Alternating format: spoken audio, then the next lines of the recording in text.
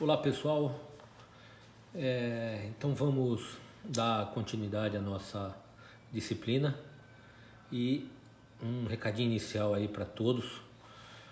Vamos ter fé em Deus que tudo isso que estamos vivendo vai passar, é passageiro toda essa calamidade sanitária de saúde pública que nós estamos passando neste momento, mas com muita fé nós vamos conseguir sair dessa e voltar à normalidade.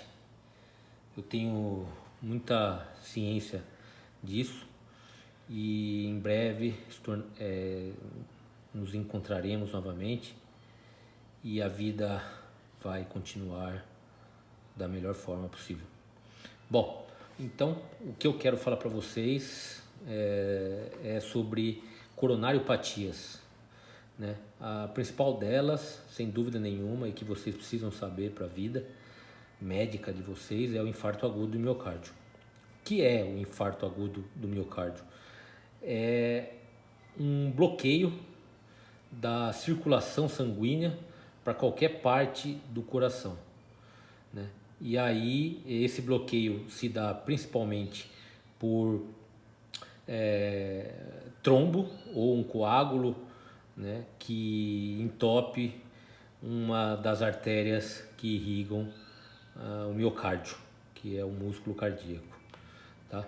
Então, ocorrendo esse bloqueio, pode ser parcial ou total, ocorre a isquemia cardíaca, levando ao infarto.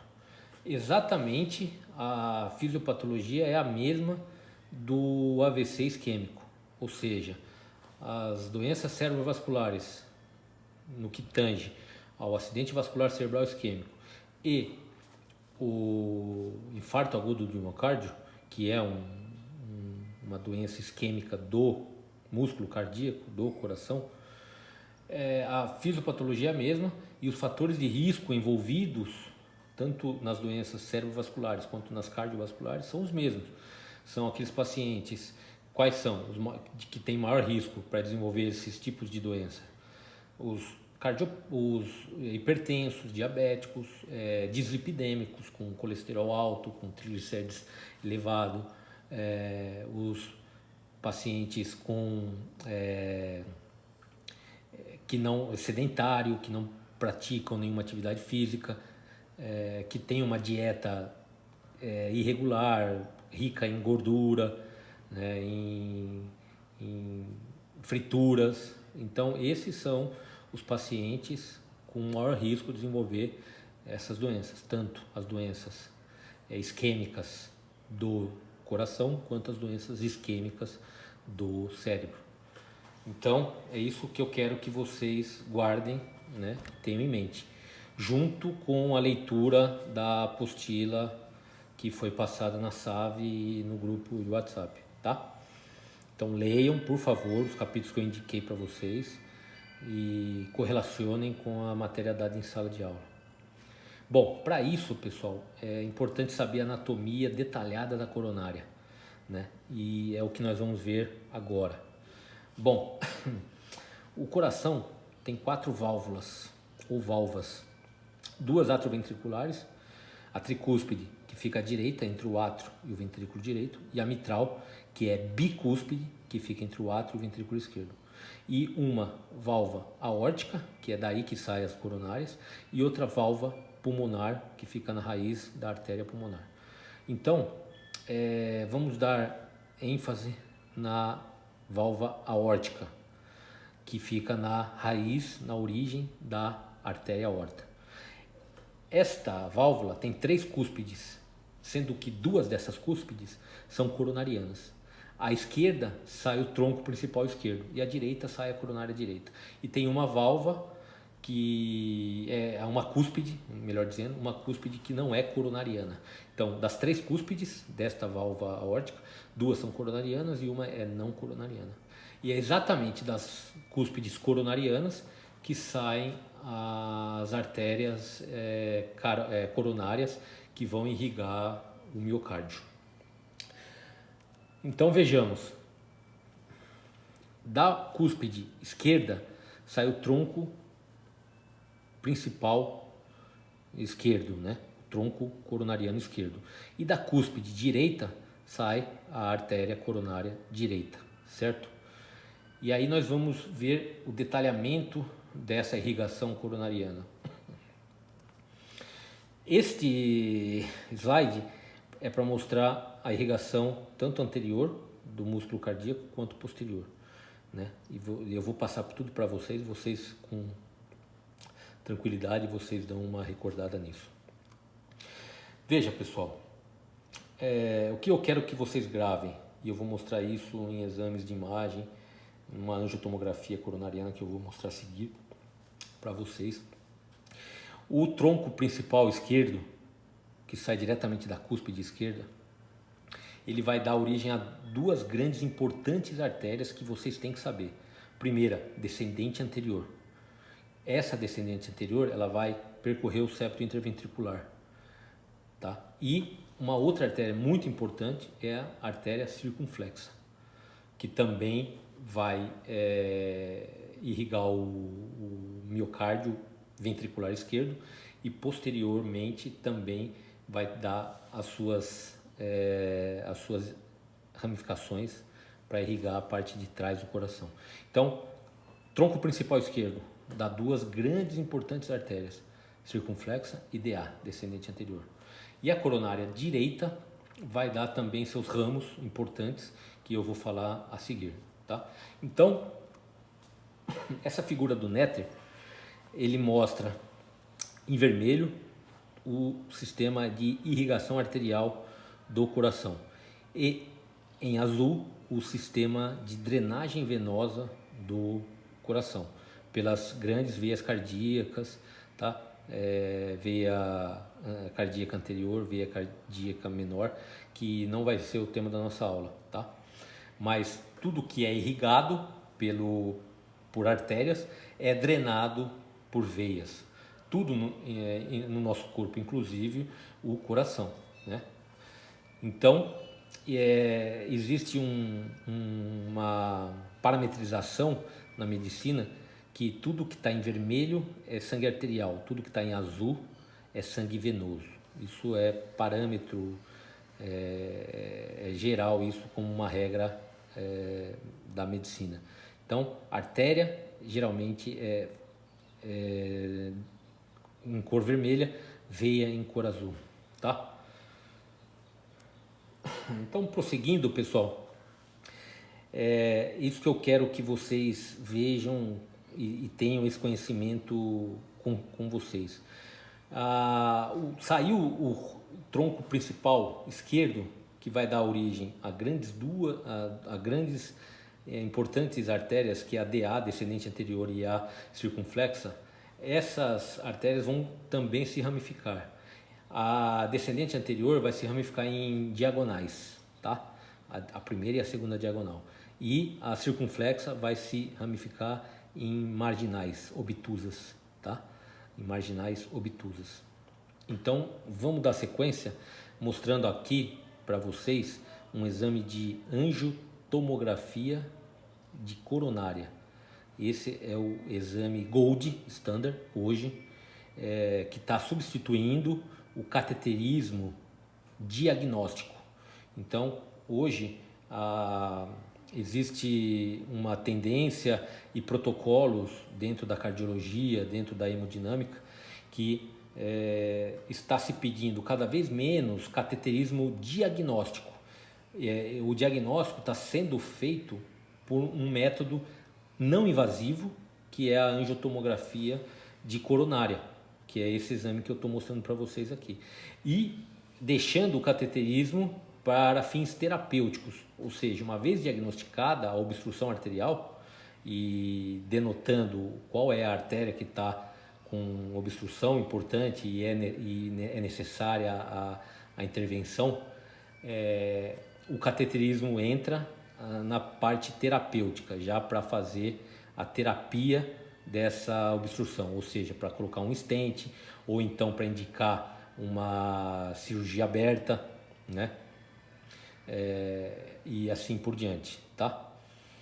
Então, nesse exame, saindo o tronco principal esquerdo da cúspide coronariana esquerda. Vejam ali a saída do tronco principal esquerdo. Aí, esse tronco principal esquerdo, ele se subdivide em duas importantes artérias, a descendente anterior e a circunflexa, olha ali, certo? Então, o tronco principal esquerdo dá origem à descendente anterior e à circunflexa, mostrado aí.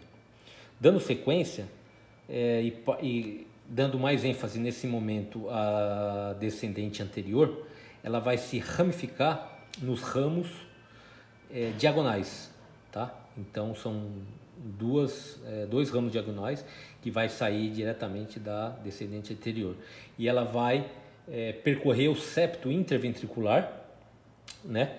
Tá vendo? Vai percorrer o septo interventricular e vai irrigar toda a região anterior do coração com seus ramos diagonais, certo?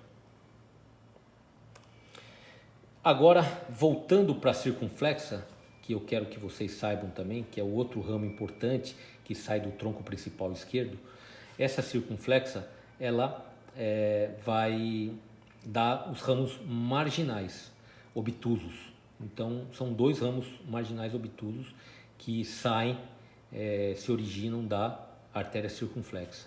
Tá? O primeiro e o segundo que vai irrigar a região do sulco atrioventricular esquerdo.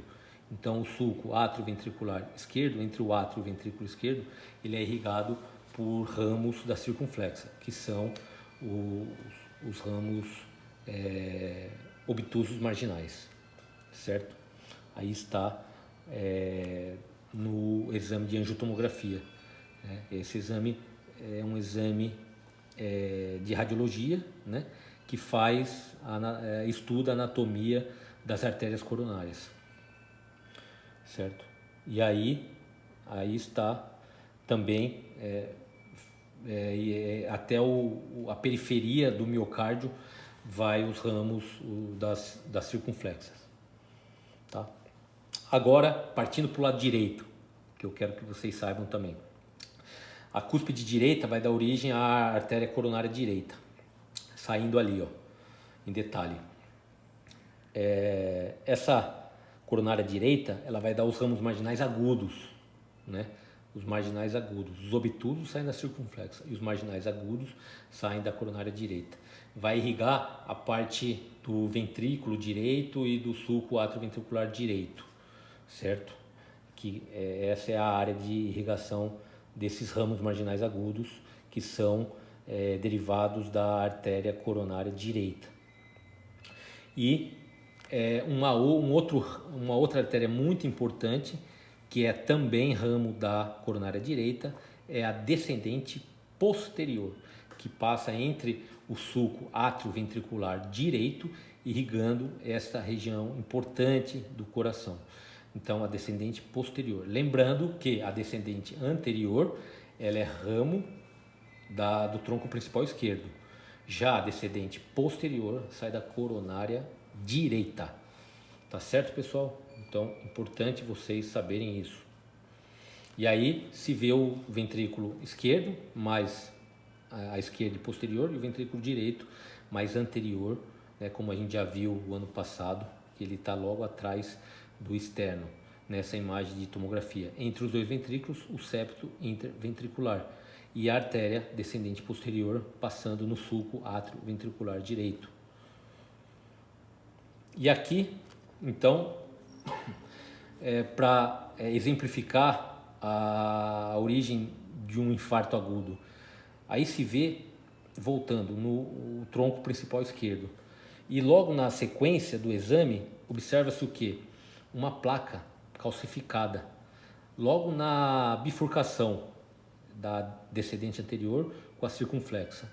E essa placa calcificada, ela vai obstruir a jusante, o fluxo, ou seja, a frente, né, vai impedir que o fluxo sanguíneo passe percorra o caminho natural dele, seguindo o trajeto da descendente anterior. E aí vocês reparem que tem uma placa calcificada obstruindo e opacificando, deixando com que o sangue vá para o septo interventricular ali e causando repercussão. Essa placa aterosclerótica calcificada, ela tem origem exatamente nas dietas ricas em gordura, no sedentarismo, na hipertensão, no diabetes, na taxa alta de colesterol, de triglicérides. Tudo isso propicia o aparecimento ao longo dos anos dessas placas que vão se formando no lúmen da artéria coronária, seja a esquerda ou a direita, né? Ou até em seus ramos, né, menores, mas vai se formando essas placas e aí com o tempo, se não houver o diagnóstico, pode sim obstruir totalmente o fluxo do sangue e levar ao infarto. Muito bem ilustrado no vídeo que eu passei para vocês e eu quero que vocês assistam. Um vídeo de 11 minutos, autoexplicativo, apesar de estar em inglês, mas as figuras, o jeito que vai sendo exposto isso, é muito didaticamente fácil de se entender. Então, a fisiopatologia basicamente é essa. A placa vai se formando até um ponto que obstrui parcial ou totalmente o fluxo sanguíneo para uma área cardíaca, certo? Aqui mostrando que se compara o fluxo pré-placa e pós-placa, você vê a diferença. Então, esse exame de angiotomografia faz o diagnóstico de uma obstrução e de um provável e potencial infarto agudo, certo? E compare nas duas setas que indicam, a seta amarela indica a pobre opacificação pelo meio de contraste da descendente anterior, e enquanto a seta branca tem uma irrigação normal na coronária direita, né? Então, essas são as diferenças, né? Na irrigação coronariana, a direita normal está opacificando o contraste. Já na descendente anterior, que saiu do tronco principal esquerdo, o meio de contraste não chega até ela, em virtude da obstrução amontante, ou seja, acima daquela placa calcificada que eu mostrei, certo? Então, é assim que a gente faz o diagnóstico pela imagem, né? E aponta para o cardiologista, o hemodinamicista, que está acontecendo uma obstrução da artéria coronária naquele segmento da descendente anterior. E isso tem que ser tratado, seja tratado por stent, seja tratado por cirurgia aberta, tá? Associada a drogas, né? AS, beta-bloqueadores e outras drogas que se usa no tratamento da cardiomiopatia isquêmica, que é o infarto agudo do miocárdio. Bom, então pessoal, essa foi a primeira parte da aula, agora contando com 19 minutos desde o início, que eu queria mostrar para vocês e deixar vocês bem craques na anatomia coronariana, certo? Dar uma ênfase boa nisso. Quais são os sinais e os sintomas que o paciente vai referir para o médico, seja no pronto atendimento, seja no consultório ou numa saúde da família que porventura vocês atendam? O sintoma típico é, sem dúvida nenhuma, a dor, aquele desconforto no peito, geralmente atrás do externo, que eles vão referir como um aperto, um peso, né, uma sensação de opressão que o paciente vai se queixar, né? Essa dor, ela pode sim ou não também irradiar por pescoço, para a mandíbula, para os braços, ou para o braço esquerdo ou para os dois braços, e para a região das costas, para a região dorsal. Mas também pode não haver essa irradiação, né? Mas, geralmente, nos sinais típicos da doença, existe essa dor irradiada, certo? Ela pode vir acompanhada de outros sintomas, como por exemplo náuseas e vômitos, uma sudorese, uma palidez, né? E aquela sensação de morte, né? E o importante é que dure mais do que 20 minutos, né? Esses sintomas. Se durar menos de 20 minutos, é diagnosticado uma angina, né? Que aí não vamos entrar na aula nesse mérito. Mas a angina é mais ou menos como se fosse uma dor do infarto agudo, porém com duração menor de 20 minutos, tá? Mas deve ser investigada e tratada também, certo? A fisiopatologia, e para encerrar o assunto, é exatamente o que eu falei no começo. Essa obstrução arterial coronariana, ela pode se dar por parcial ou completamente obstruindo o vaso, seja por um trombo, um coágulo, ou por uma placa aterosclerótica no interior de algum vaso que irriga o miocárdio, né? E isso faz com que ocorra uma ulceração, né?